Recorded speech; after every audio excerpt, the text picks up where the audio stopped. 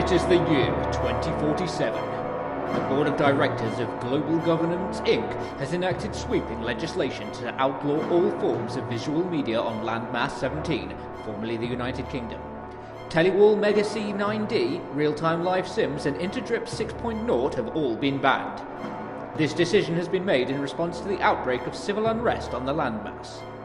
Violence erupted following the contentious result of this year's Celebrity Landmine Challenge Telewall Widecast, the result of which sent hordes of enraged sofa dwellers and do-badders onto the streets in ugly, inarticulate protest.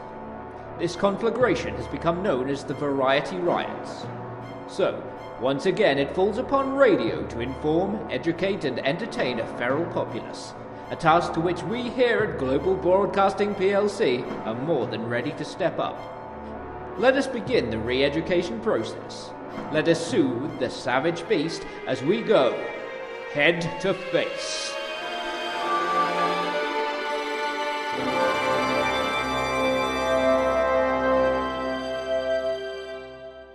Hello, my name is Stanley Mendicant, and welcome to this, the inaugural episode of Head to Face.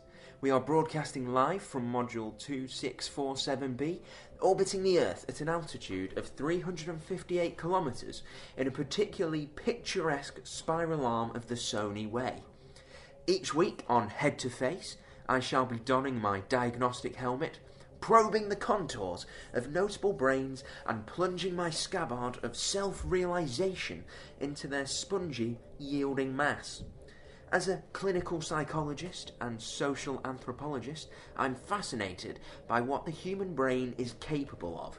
It's a complex, majestic machine that requires regular care. Think of me as a maintenance bot, but one equipped with fully functioning sexual organs. Docking into the module now is my maiden guest, with an emphasis on maiden. While she undergoes a rigorous decontamination, let's learn more about her, shall we? For over 60 years, Baroness Featherstone-Kheck was a divisive figure on the now derelict British political landscape, earning her many powerful enemies along the way. She was described as dangerously deranged by MI5, a slippery opportunist by Peter Mandelson, and a wolf with tits by Rupert Murdoch. She entered Parliament at the tender age of 25, and from the very beginning displayed a common touch that belied her superior breeding, able to converse with the average prole without betraying the slightest trace of distaste. When Parliament was dissolved following its acquisition by Global Governance Inc. in 2026, Featherstone-Kheck continued to champion unpopular causes, devoting much of her time to the campaign for means-tested birth licenses and the posthumous exoneration of Tony Blair. Now in her 90s, she lives a solitary life on her private space station in the depths of the Tesco system, far removed from her high-powered past. She withdrew from public life following a controversial chat show appearance. Tonight is her first public appearance in 7 years.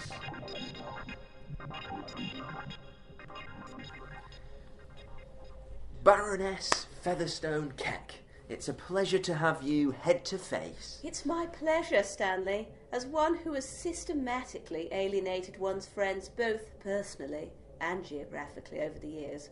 One is pleased to be invited anywhere. Well, first of all, I'd like to compliment you on what you're wearing tonight. Would you be so kind as to describe this ensemble to the benefit of our listeners? Well, it's made from synthetic pelican feathers, and it's been tailored to compensate for zero gravity. Lime green was a very bold choice of colour, I must say.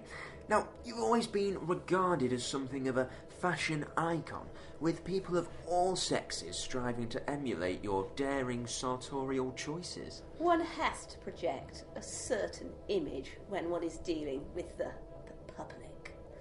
A well-tailored blouse can be as good as a well-constructed argument. I'll never forget what Tony said to me, that clothes maketh the man, and a 7-year-old Chinese girl maketh the clothes. Introjection. Anthony Aloysius Blair was the elected CEO, or Prime Minister, of Landmass 17 between 1997 and 2007. Then again in 2018 until his arrest. Do you think that politicians have become too image conscious? It was ever thus, Stanley. Churchill spent a great deal of time and money to find out if the public preferred him with a cigar or a big Union Jack lollipop. Infojection. Winston Churchill was an elected CEO of Landmass 17, though no information of him survived the Great Memory Dump of 2027. Now, how was your journey here? There was maintenance work on the belt of Kenko, which extended my journey by some 30 light years. Now, I'd like to begin the official portion of the interview, if I may, by addressing your last public appearance. The footage was destroyed at your request, but would you like to tell us what happened that evening at the Plamady Plumber show? There's very little to tell, Stanley. He was quite the most obstreperous bore I've ever had the misfortune to encounter, and I felt I needed to put him in his place. Of course, I had no intention of having his family imprisoned, but the suggestion was sufficient to discourage him. He was asking rather pointedly about your torrid affair with... I would advise you not to repeat his mistake if you wish to continue with this interview. Oh, well, and I feel as if we've gotten off on the wrong foot. I rather think we have. Maybe you should try a different tack, Stanley. It's fair to say you had a rather unorthodox upbringing. Tell us about it. My father was what you might call a fantasist, a perfectly charming man, but one who lived in a world of his own creation. He declared our home a sovereign state called Kekistan. He held the servants captive on the grounds of the estate and forbade us from leaving its confines. You developed a close bond with one servant in particular. Oh, we called her Weepy. We never did know her real name.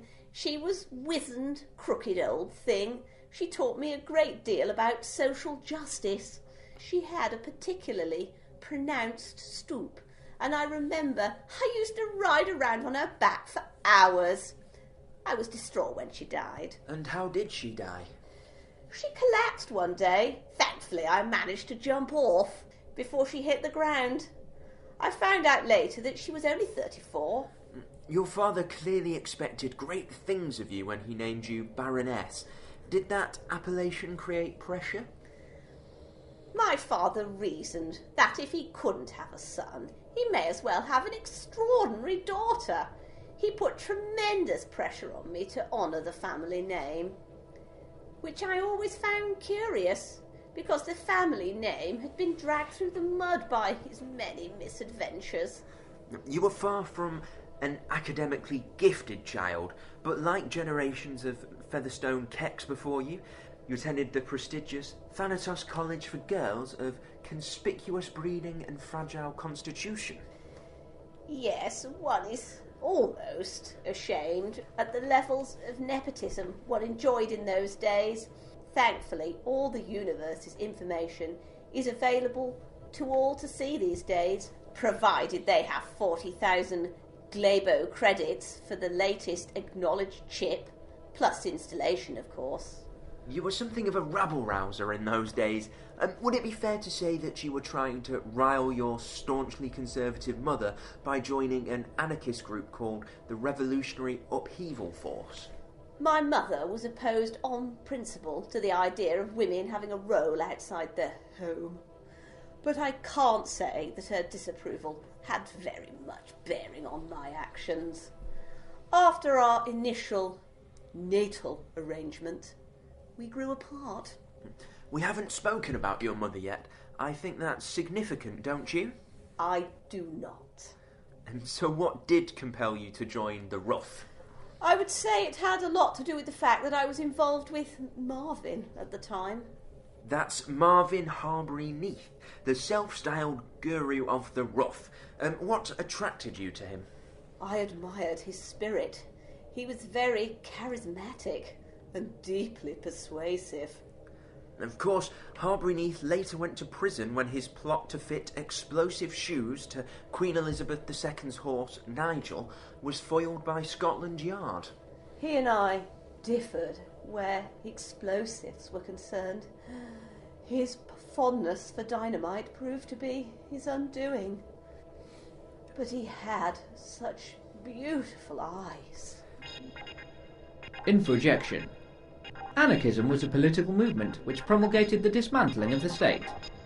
Its adherents hoped to achieve this by smashing shop windows and wearing black. They were unsuccessful in their aims. Undaunted by your undistinguished performance in the halls of Academe, you wasted little time in persuading your Uncle Marmaduke to engineer your entree into the world of politics. And what led to this decision? Uncle Marmee had filled my head with lurid tales of excess in the House of Commons bar. He told me there was an endless fountain of champagne pumped directly from the regions. It seemed very alluring to me. You stood as a Conservative MP in the safe Tory seat of Lavenridge in the 1992 general election and won with an increased majority of 48,000. What was your immediate impression of Parliament? Quite candidly, it was one of terrible deflation. It really made me appreciate Uncle Marmee's ability as a storyteller, because in reality it turned out to be a frightfully drab place. I dreaded having to go there and listen to all the tiresome speeches and interminable arguments. Infojection. The House of Commons was the lower house of the erstwhile British Parliament. It is currently being used to store the planet's largest collection of broken fridges and could be viewed by appointment. Indeed, you had one of the worst attendance and voting records in Parliament. There were some who accused you of not taking your role seriously and being out of your depth. But while I wasn't there, debating abstruse points on policy and voting on piddling little changes, I was busy visiting my constituency and learning about the conditions there, and let me tell you, they were ghastly. With the Conservative Party sinking in a mire of its own sleaze and wildly predicted to lose the next election, you decided to switch allegiance to the new Labour Party in 1996. Many of your former Conservative Party colleagues described this as an act of political cowardice and cynical opportunism. What motivated this sudden defection? I made the decision for a variety of reasons, chief among them being my very deep belief in Tony Blair. To me, he was a uniting and galvanising figure. In his diaries, Alistair Campbell describes your first meeting with Blair in alarming detail. I'd like to read an extract from it, if I may. March 21st, 1996. TB is holding a big lunch at Claridge's to solicit support from disgruntled Tories, laying on the charm to pick up a few rats from their sinking ship. It was very convivial, despite GB's presence and JP making a spectacle of himself. Oodles of champagne and caviar. One particularly appealing rat was BFK. Quite balmy, but lovely with it, and could be very useful for us. She was wearing a very fetching silk dress that left little to the imagination. Even DB and PM were ogling her. Infojection. Alistair Campbell was an erotic novelist who became Director of Communications and Strategy for Prime Minister Tony Blair between 1997 and 2003. He later found fame in musical theatre, starring as himself in the Broadway smash Oh Fallujah. You've been a continual defender of Mr. Blair's, even after the events which led to his imprisonment in 2018. You claimed at the time of his arrest that the incident was a huge misunderstanding. Do you believe that? Yes, I believe he wasn't aware there were people picnicking in the vicinity when he discharged the rocket launcher. Why was he firing a rocket launcher in the first place?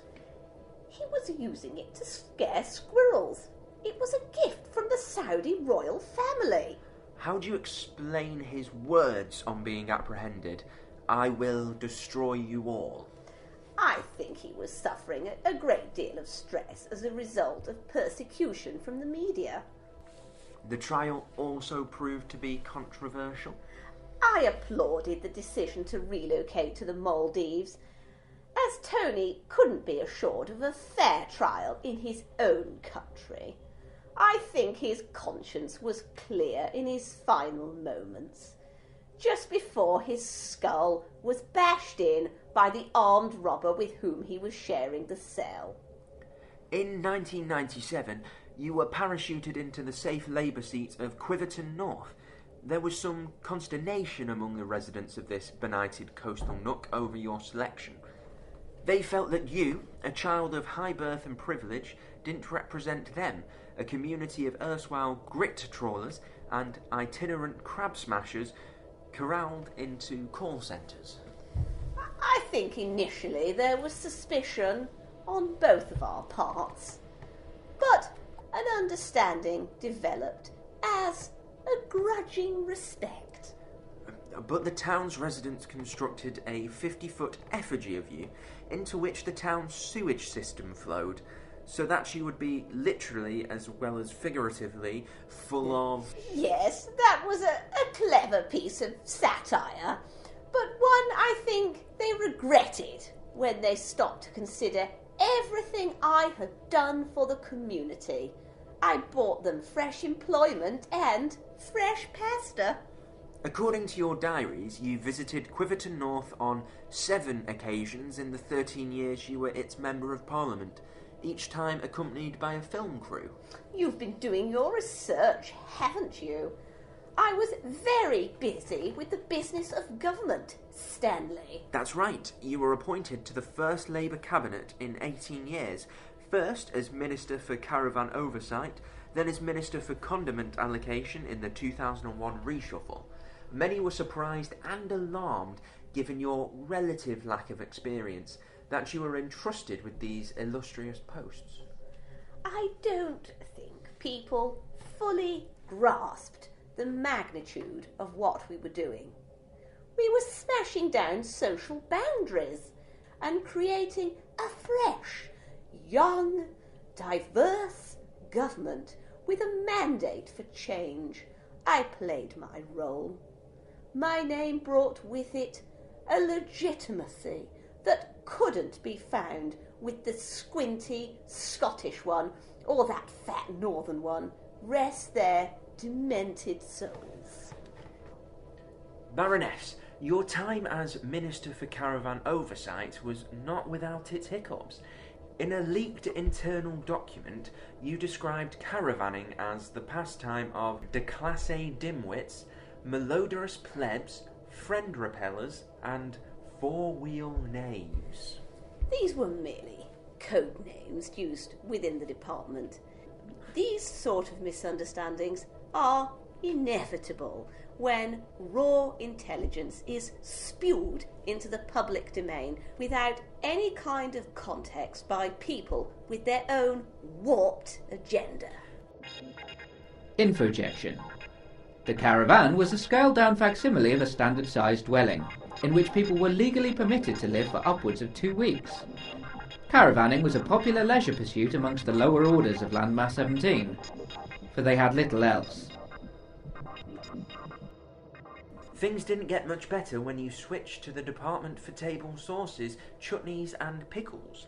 In an interview with Condiment magazine, you caused an uproar when you stated that mayonnaise should be downgraded to a sandwich filling, which contradicted government policy.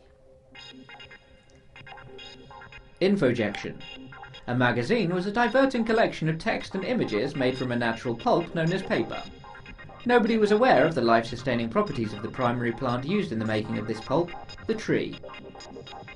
Infojection addendum. Mayonnaise was a popular foodstuff and neck unguent. Although its composition is unknown, it is believed to have been created in the 16th century, when a group of starving explorers lost on the island of Slattery decided to find out what was inside a chicken.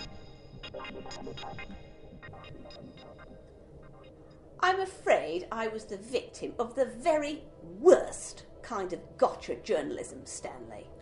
Of course, gotcha journalism was outlawed with the passing of the Deference Act in 2017.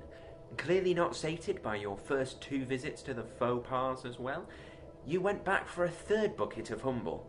You told the Commons Select Committee on Sustenance that you feared the British dining table was being quote-unquote swamped by a quote-unquote deluge of foreign products, which led to a major diplomatic incident with the French when people began burning huge amounts of Dijon mustard in the street.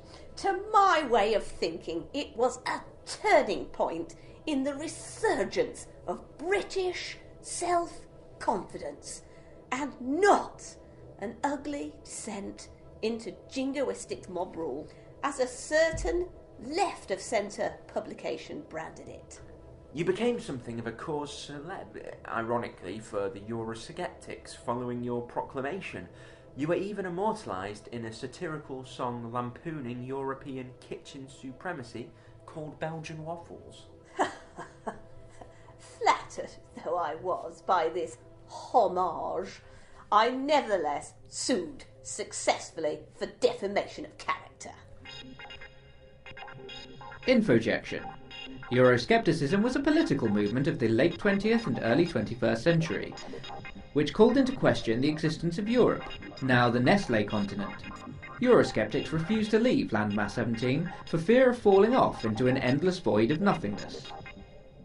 One of the criticisms regularly levelled at you is that you detested the decadent trappings of democracy. This seemed to be borne out by your backing of a private member's bill to impose restrictions on what was euphemistically referred to as participatory plenitude. The bill was introduced by the notorious backbencher heckler Harry Old Yeller Keller, a man infamous for shouting the words "toss ribbons" during the minute's silence for the victims of the fatal gas malfunction in the Eon portion. Harry didn't realise that the minute's silence had begun and had been taking some neck medicine that seriously affected his judgment. You never answered those questions regarding your feelings vis-à-vis suffrage. Would you care to share them here exclusively? The people wanted us to get on with the job and stop asking them so many bally questions. Politicians became obsessed with opinion polls and approval ratings. We came across as needy and clingy. To use the vernacular of the time, we needed a government we could safely ignore. You were forced to resign from the cabinet in 2004 and from there retreated to the backbenches. It was around this time that your media career began to take off. Your innumerable appearances on the topical panel shows like Houses of Merriment, Minister's Wit Portfolio, Bruise the News, Droll Patrol and Rivers of Fun firmly fixed your persona in the minds and hearts of the general public. Infojection. The panel show was a popular telewall and radio format that was outlawed with the passing of the Satire Act in 2019. The panel show's quasi-competitive faux improvisational framework allowed graduates of Oxford and Cambridge universities to rehash their review sketches and stand-up comedians to pass off prepared material as spontaneous thoughts and opinions. Would it be fair to say that this persona was that of a lovable, bumbling, upper-class buffoon? Actually, I think that this perception of me was a terribly useful one. People liked politicians to be, as one young woman told me, a laugh. They liked to believe that they could engage with us on an equal footing, that we could enjoy some spirited banter and an alcoholic beverage together without the implicit social chasm between us being too glaring. And I was more than willing to indulge this because the grip of power is tightened when the other hand is stroking the back of the neck. Tony told me that. You were propelled to even greater heights of fame when you won the annual celebrity reality survivalist telewall widecast, Can I Kill It? The public really took you to their hearts, and you became arguably the most popular politician on the landmass.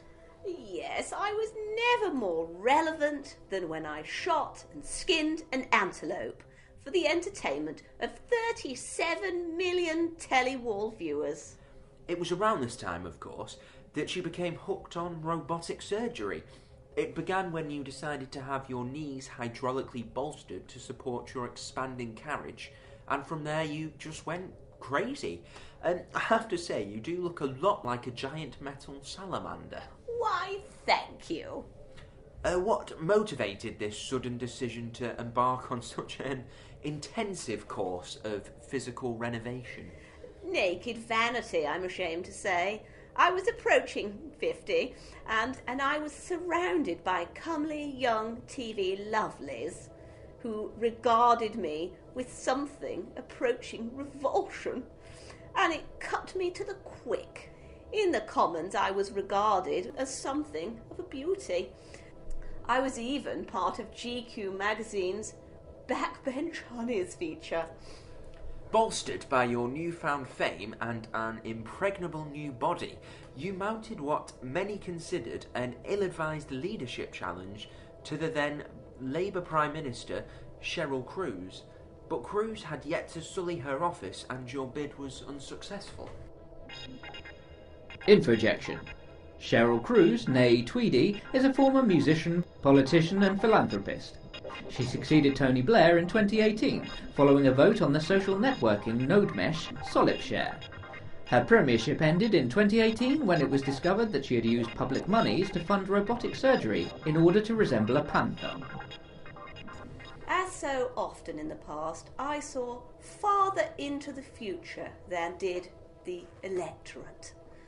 I foresaw the damage that Mrs. Cruz would do to the country's standing on the world stage. I think that what she did was more detrimental to the nation's self-esteem than poor Tony's minor infraction.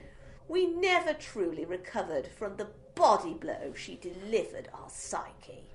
Seeking to ride this latest wave of disillusionment with the political establishment, you began your own political party, the None of the Above Party.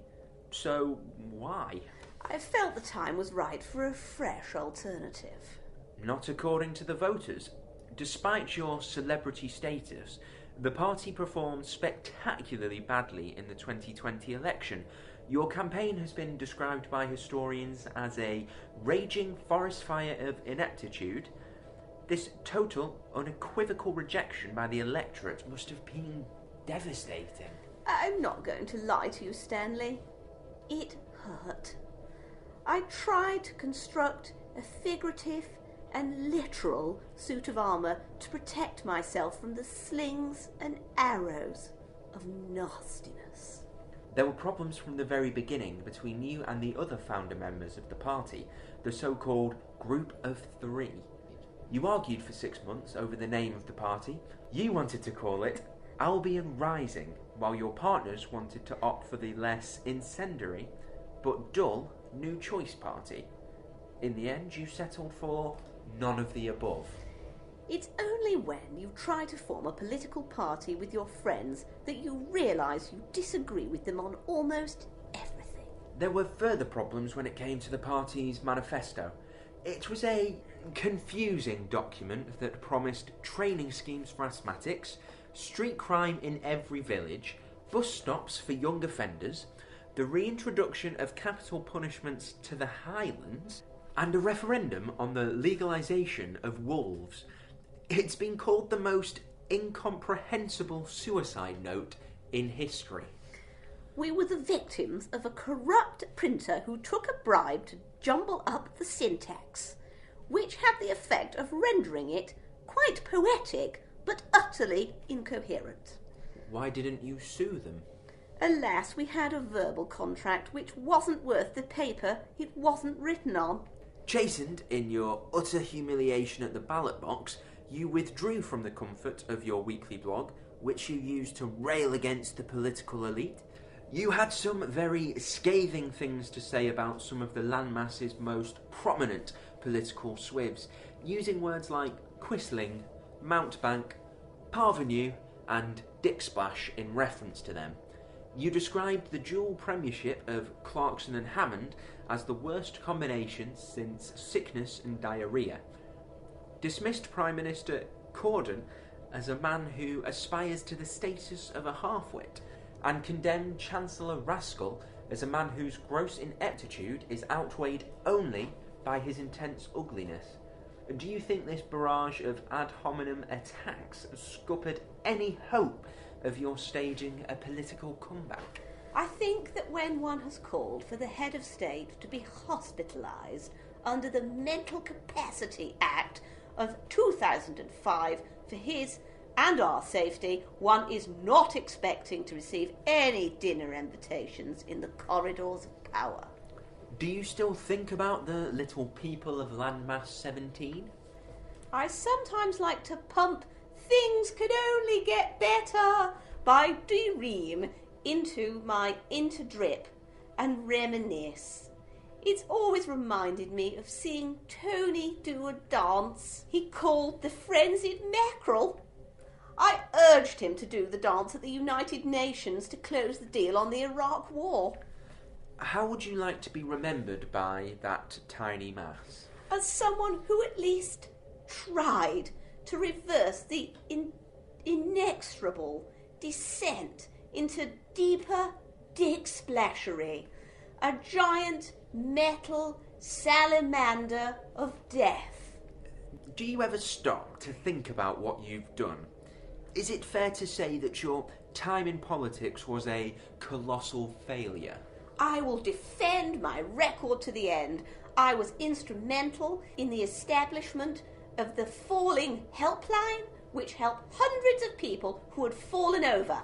That's 40 million well spent.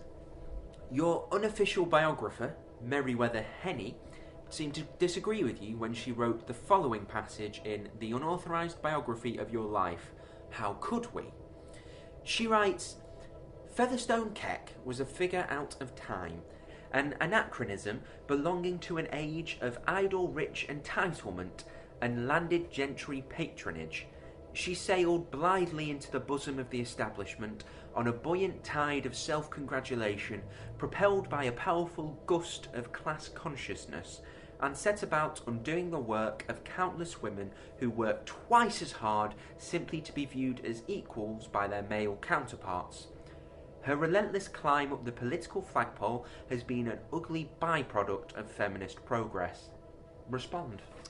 The fact that so many people I considered unworthy were willing to speak disparagingly about me on the record vindicated my decision to reject their initial friendship. And those nautical metaphors were very laboured, weren't they?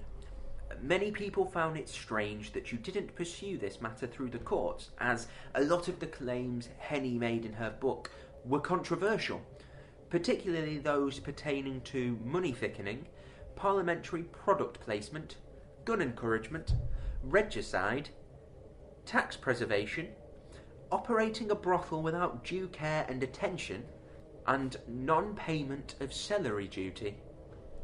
Yes, strange. It was around the time of the book's publication that your mental health took a turn for the worse. You began telling people that the trees in your garden had been talking to you, and they'd urged you to assassinate the Prime Minister, to avenge the many of their brethren who'd been slain by his environmental policy. It was an allergic reaction to the neck medicine I was taking. You were sent to a psychiatric hospital shortly thereafter. How did it feel for someone of your stature to be thrust amongst the lowest stratum of society? Deeply, deeply humbling. But it ended up being an epiphany of sorts. It forced me to see things from a fresh, disturbing point of view and ask myself some probing questions. What were these questions you asked yourself? What am I being asked to eat here? What's the best weapon? A chair leg or a sharpened bed spring? Why are we letting all these organs go to waste? But I came away from there with a fresh perspective. Given the amount of alien technology you have inside you, there's no telling how much longer you'll live. Do you have any plans for what remains of your life? I recently collaborated on a musical project with the famed audio splicer, Mr. Carpet Monstrosity. I recited some of my most rousing speeches and he put them to some of his music, which I believe is known as Gut Bubble. We have an exclusive clip of this track. Let's take a listen. It is imperative that we implement the levies from the long-term course of British or too long levies. Too long they have been placed at a disadvantage by their more Chinese, American and European competitors. We find ourselves at a crossroads. One direction we allow ourselves to sit silently in history's battery cage, while on the other one we're open.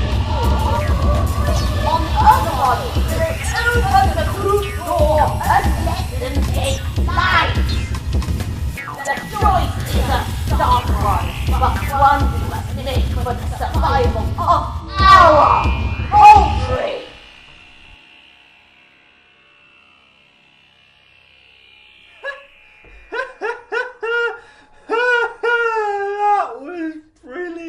It's not supposed to be amusing, Stanley. Oh, I just thought... What would lead you to conclude it was a jape? Well, it's just that you were talking with the utmost solemnity about egg levies. There's just something inherently funny about that, isn't there? It was one of my finest speeches. Egg levies were a crucial issue at the time. I had the fate of thousands of chickens resting on my shoulders. Why would you open the coop and let the chickens take flight if you wanted them to lay lots of eggs? Granted, that particular rhetorical flourish lacked my usual clarity. So it was some kind of metaphor? I was hoping this track would be my entry into MCing. Sorry, I have something lodged in my throat. The conclusion of Head to Face will commence momentarily. Baroness Featherstone-Kheck's patrician upbringing instilled in her a powerful sense of self, worth, belief, and some would even say aggrandizement. I take exception to that, Stanley. Actually, Baroness, I'm delivering my conclusion now. You've had your time to talk. May I leave? No, just stay where you are while I wrap up.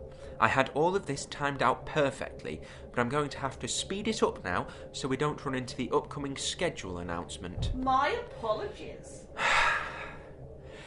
So, bearing in mind what I said before, I was... Baroness Featherstone-Kheck met with triumph and disaster, and treated those two impostors with her customary callousness and calculation. Alliteration is the lowest form of wit. Please. But with her boundless bravado, I know. But with her boundless bravado also came an intense self-loathing and deep insecurity. She felt she had to fight to be accepted by those who viewed her as little more than a spoilt child who had been handed every opportunity. This insecurity manifested itself into a pedantic, argumentative streak. But beneath the brusque exoskeleton, one can see that she is a scared child who has stuck a box on her head to try and protect herself from the jibes of her tormentors. But she can still hear their taunts. It simply remains for me to thank my guest, Baroness Featherstone-Kheck, and wish... Oh, toss-ribbon!